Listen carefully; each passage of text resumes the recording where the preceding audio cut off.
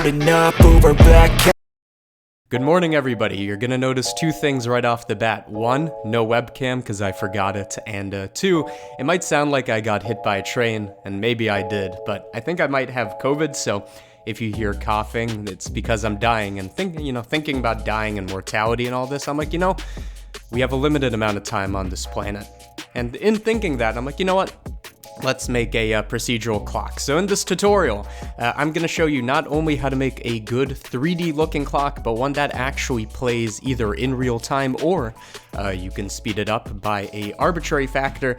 So, if you're somewhere that you hate, a juncture in your life you want to skip, or maybe, I don't know. I saw that movie Click, and the whole idea of skipping time kind of grosses me out now, but we can speed up time, we can slow it down, it all looks photorealistic, and we can make a clock, so let's do it right now. To do this, there's really two steps. One, modeling the clock, and two, adding in the math that lets the second hand and the minute hand and the hour hand all move synchronistic. That's a fucking word, isn't it? Move together in synchrony in a way that makes sense. So I say let's start off by making the clock. Take the cube, delete it, add a cylinder. Why? Because a clock is kind of a cylindrical object. You wouldn't think about it that way. You might think of it as more like a barbed wire object that sucks away your soul, but it's a cylinder. Take the cylinder, make it flatter, so scale it on the z-axis until it's roughly the shape of a clock. Take it, inset, and I'm not going to do that complicated of modeling here because it turns out you don't need to do that much work to get this to look real. So inset, extrude down, maybe scale a bit. On the rim, I'm going to add another inset. And on that inset, we're going to extrude again. And then the final coup de grace piece de resistance, add a bevel modifier, and it's going to look real. Okay, beautiful. We have our clock. The rest of it is the second hand, minute hand, hour hand, and the thing in the middle. And these are all things that we're actually going to control with geometry nodes. Well, I guess the thing in the middle we can model now. So I guess inset one more time. I'm going to go on the top view, scale that a bit more, and then extrude it, bevel it, and we're rocking. Okay, beautiful. We have a clock. Or it kind of looks like a flattened out boob with a lot of nipple poking out, which a lot of people are afflicted with, you'll find out. But let's model the second hand. Take a plane, and we're just going to roughly shape it to be the correct shape. So I'm scaling it down, making sure to keep it centered since we want the axis of rotation to be in the middle, since really all the technology and the math we're going to be doing here is going to be fancy rotation. So we want to make sure the origin is in the middle.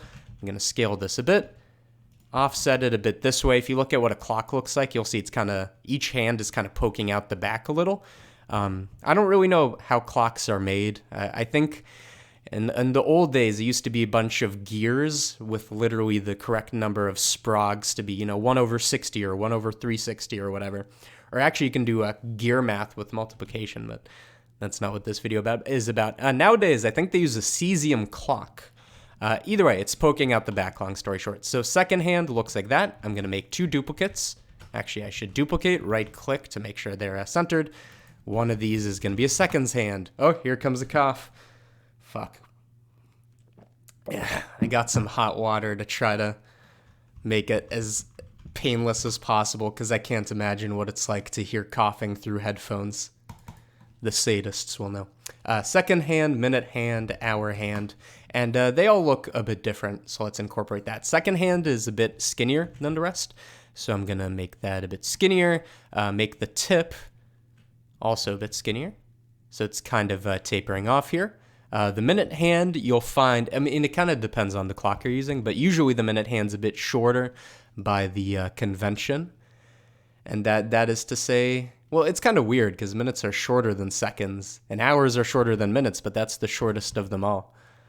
But either way, take the hour, make that even shorter. So in other words, second hand is this kind of rectangle, minute hand is this one, hour hand is this one. I've spent long enough talking about this.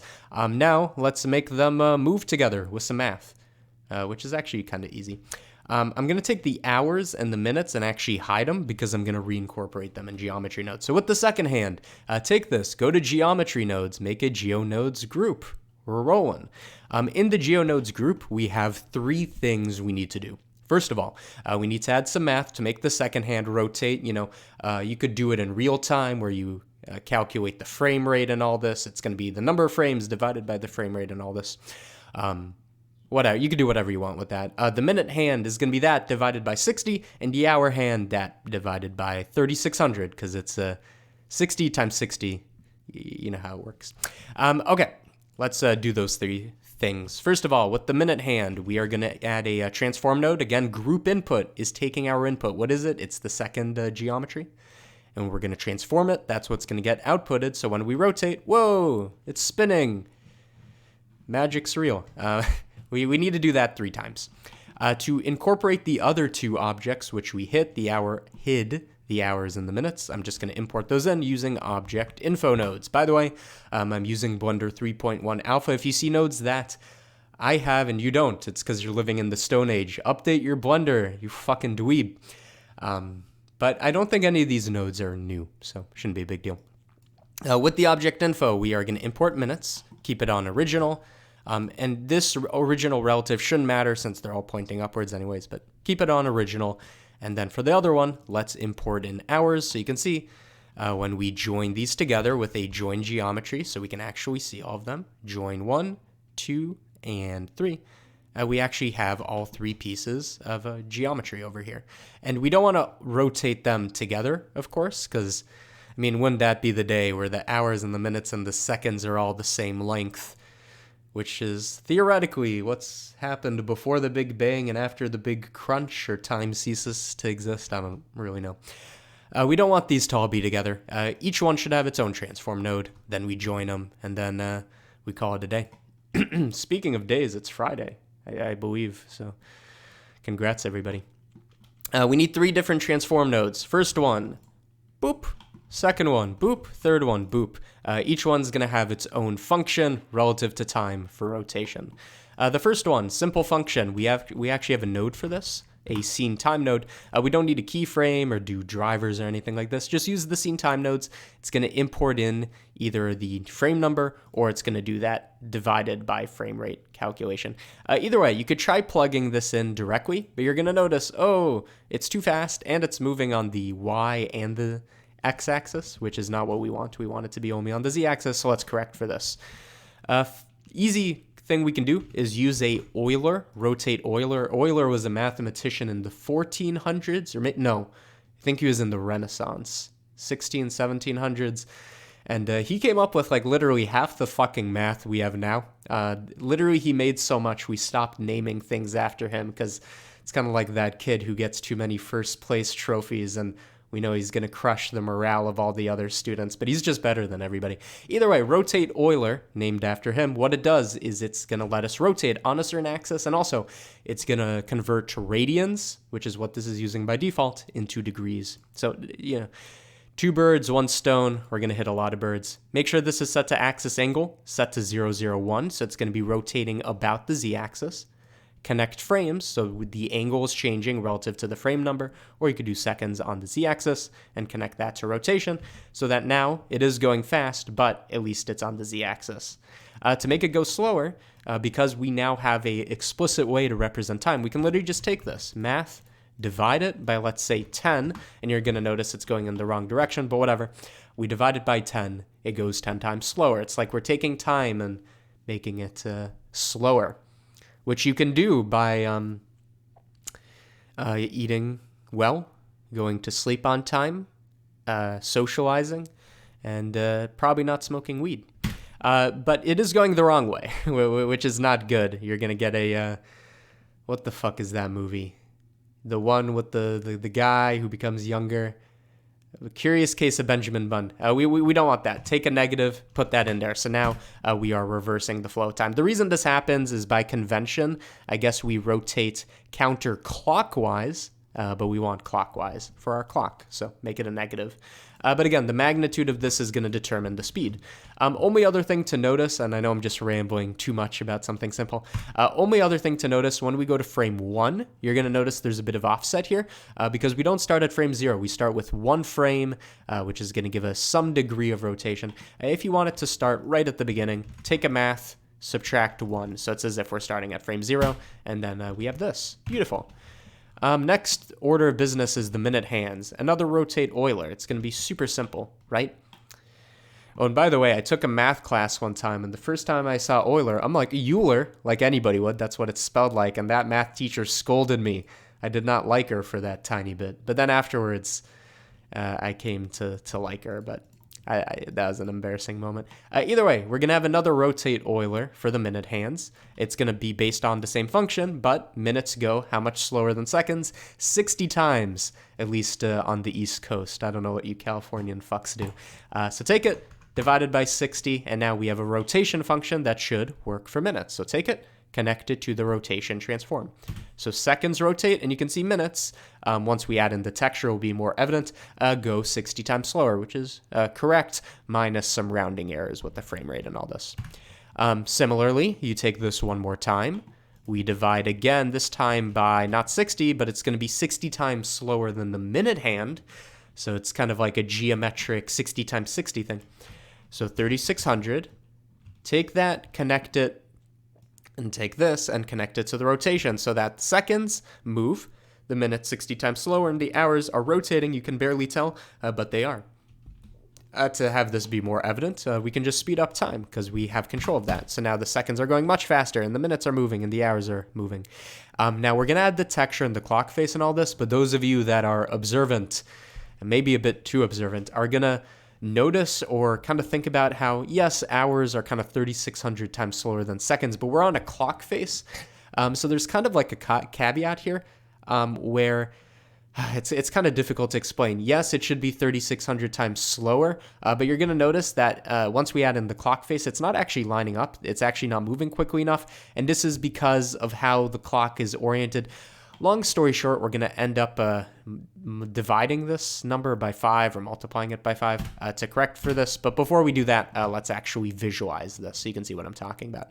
So back to the clock face, let's just add in a bit of texture, and then we'll make it look real and all this. For the texture, I guess I'll make 2 materials. One of them can be kind of the main, so it's going to be most of the stuff.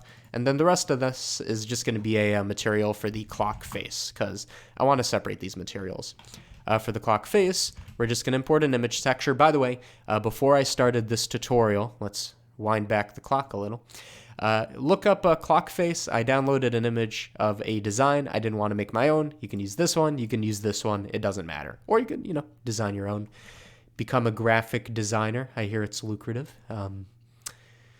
Either way. Take an image texture if you don't want to make your own. Connect it. Import it. By the way, I have some fucking cursed images on my desktop. Let's not look at those. And import in the clock face, which should load any second now. Oh, that's because this material isn't applied. Make sure your material is applied. Again, we have 2 materials. Take the face and assign it. And you can see here they are. So you can see it's distorted. It's not in the correct place. We have some stuff to fix here. Simple solution, go to UV editing. So again, what's happening here is we have a material, an image texture. It's just using a standard unwrap for this. So of course, it's not going to be in the correct place. We didn't specify what the correct place is. Go to UV editing. In the UV editing workspace, we can just do a bit of a projection. So you can see when we select these faces, they're off to the side here. We're going to make our unwrap work for us. So I'm just lining it up to the image here. This has to be the longest tutorial anybody's ever made about a clock, but it's also going to be the most accurate, so whatever. Just line it up, and you can see now it's oriented correctly. And by the way, you could do some scaling to get the numbers closer to the rim. I need water again. I get my COVID test back today, so maybe I'm not cursed. Okay. By the way, if you have some distortion, you could just add in some loop cuts, and I guess it's not getting rid of it, but whatever. Live and let live. Okay, so we have our thing. What was the point of all this? The point of it was, if we now go into geometry nodes and I take my seconds, which is there, and it's doing the math, but we can't see it because it's too low. So let's just heighten that up. You're going to notice now that we have a frame of reference is, okay, everything's lined up at midnight or midday, depending on if you're an optimist or whatever. You're going to see, yes, the minutes seem to be going correctly, but once the minutes, and I guess we could either make this clock faster or just do a bit of an offset by doing an addition. So I'm literally moving the time. You can see as the minutes wrap around, and now we should be at 1 o'clock. You can see it's only gone a fifth of the way, the hour hand. This is the thing I was hinting at. Yes, it should be 3,600 times slower, but because we're in a physical world where a 1 hour rotation isn't the same as a minute, where you go a 60th of a way around the clock. An hour is a 12th of the way around the clock. It's kind of weird the way we do it, actually. Because of that, we do need to scale this by a factor of 5 in some sense. So 3,600 divided by 5, I believe. And now we have 1 o'clock. So you can see now this makes more sense. So now we keep going on the clock. We want to get to 2. We want to get to 2. And boom, 2 o'clock. And everything is now working in synchrony. So again, there is that weird thing because we're working in this weird physical framework, but whatever. But this should be, minus a couple rounding errors, fairly accurate now. So now the name of the game is we have a clock that works in real time for some reason. We wanted that. And the name of the game now is making this look good, which is actually the easiest part. There's 2 disciplines. There's the design, and then there's the coding. I like the coding more, but design has its own place. But in this case, the design's fucking easy. Here's what we're going to do. First of all, take the render engine, make it cycles Y because it looks better. And for the lighting, I'm just going to use an HDRI environment so that I don't need to think about it. What I'm doing here, if you have no idea, is I'm just setting up a basic photosphere, basic lighting environment, so that whatever we do will automatically look better. We have reflections, we have refractions once we add glass, and we exploit cycles for all it's worth and get a good-looking thing. Okay. So let's make materials. For the clock face, again, we have 2 materials. We have the face material and the other one. Let's start off with the face and make it look good. So we just have this image texture, UV unwrapped, pumped into a BSDF. I'm going to up the roughness so it's not as reflective, and I want this to be maybe not an old clock, but one with a bit of damage, emotional baggage, whatever. So I'm going to take some noise texture and mix it in as if some dirt accumulated under the glass or something. So with this noise texture, I want this to be more of a high contrast map. So I'm going to make a, oh lordy, I'm going to make a color ramp. Something like that. Higher contrast. This is basically going to be a mask saying, hey Blender, fuck, hey Blender, do I have COVID? It will be more like, hey Blender, where is there going to be dirt on our mesh? So I'm going to add detail so it looks a bit crispier. Don't want to go above 8, make the scale a bit smaller, something like that. And the idea is we're going to use this as a factor to mix in our original texture with the color like brown or something. So you can see now we have some dirt accumulation. To make it less intense, we're going to make our color ramp also less intense, just so it's barely visible. So that's one layer of detail. So now we have a bit of noise and a second layer of detail, which doesn't make much sense, but I like the look of it. Take all this, send it through a bump node so we have a normal map. Yes, clocks are probably printed. It's probably actually a piece of paper if you look under there. Kind of like a stock picture frame. You just have a printed picture there. But whatever, I'm just going to have a bit of a normal mapping because I like the look of it. Nothing too crazy. That's enough for the clock face. And now for the main, which is what's going to have all the reflections. So this is going to be the rim, the cylinder, the nub, the nipple in the middle. What I'm going to do is I'll just make it black. And that looks pretty good. I mean, there is a reason to make it the same shade of black as the numbers, but whatever. Make it black, maybe make it kind of reflective. It kind of depends. Do you want it to look new or old or damaged? I mean, we could do the same thing we did last time, where we have noise texture affecting the roughness. So some areas have surface imperfection, some of them are perfectly reflected. I think that actually looks pretty neat. We should make it shade smooth. There we go. So this is without, and this is with. It just adds a bit of something. And by the way, I'm just going to use object coordinates. I'm just moving fast through here because this is the part of the tutorial that I personally don't care about, which is kind of a weird stance to take when you're making educational content. It's like the teacher's like, yeah, we're doing calculus, but I don't like solids of revolution, so fuck it. But I have control. And that's just what it is. So we're just going to speed through the material. So I'm making it this nice kind of reflective thing. Let's make some of this a bit rougher. I think that looks pretty good. And I think finally, let's add in some color for our seconds, minutes, and all this.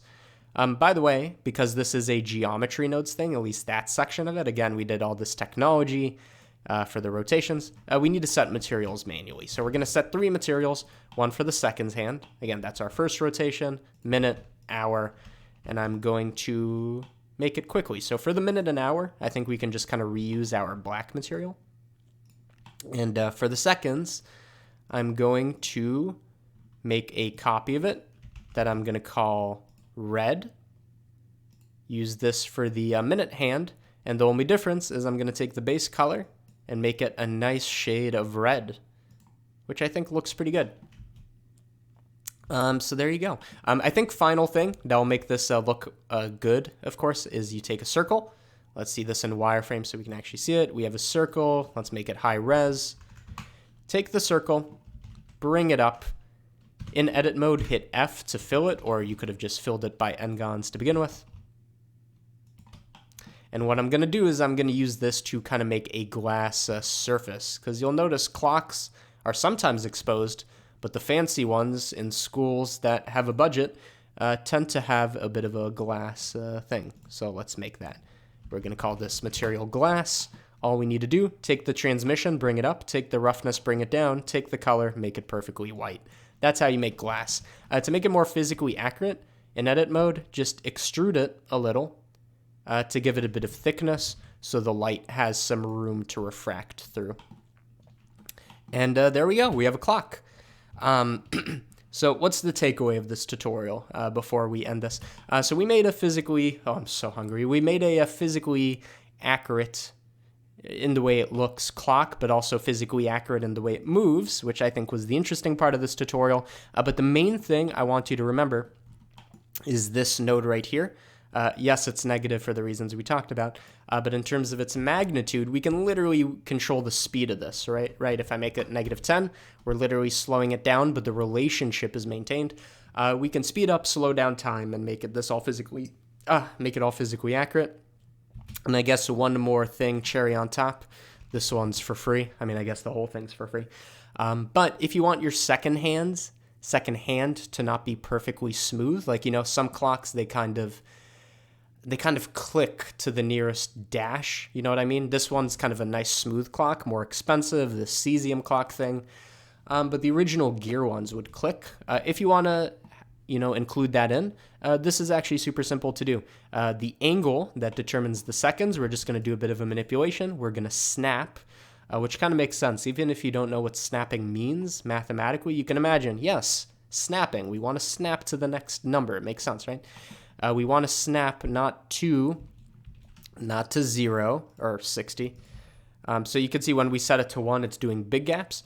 When we set it even smaller to half, it's snapping to smaller intervals and smaller intervals. What snap does is it's going to it's kind of like a rounding function you can control. It's going to snap to the nearest, in this case, 0.5, or you can snap to the nearest third. I believe in this case you want to snap to the nearest 1/60 since there's 60 dashes. Maybe that's the wrong approach. Maybe we also need frame rate incorporated or something. But you can play with this. You can see I did 1/12. This looks a bit more snappy. I'm not going to go too deep into this, but just so you know, this exists. Anyways, I think I'm done with this tutorial.